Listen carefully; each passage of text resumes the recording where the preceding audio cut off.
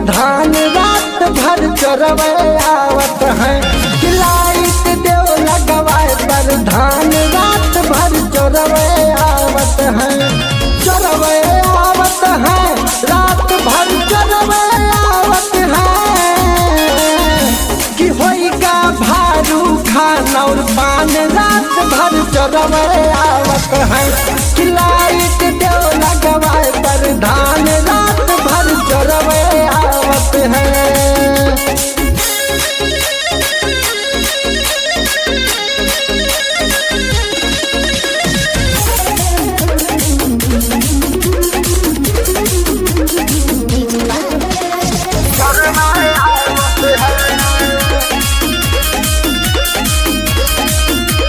दिन भर करी थे हम मेहनत मजूरिया, रात भर कारी थे हम पहरेदरिया। दहशत में राहत है गौवा जवरिया, चोरवन के हल्ला है चारों होवरिया।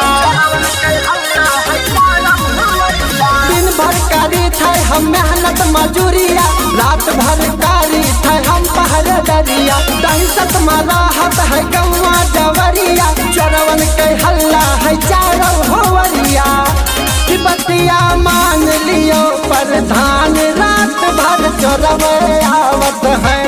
कि लाइट देव लगवाए पर धान रात भर चोरवे आवत है।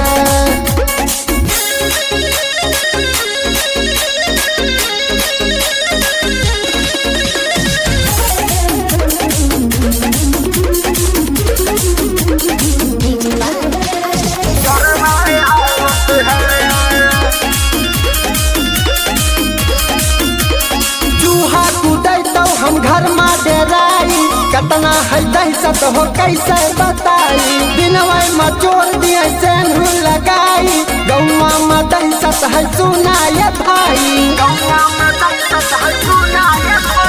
चूहा कूदे तो हम घर में डेराई कतना है दहशत हो कैसे बताई। दिनवा में चोर दिए सेनू लगाई, गौवा में दहशत है सुना ये भाई।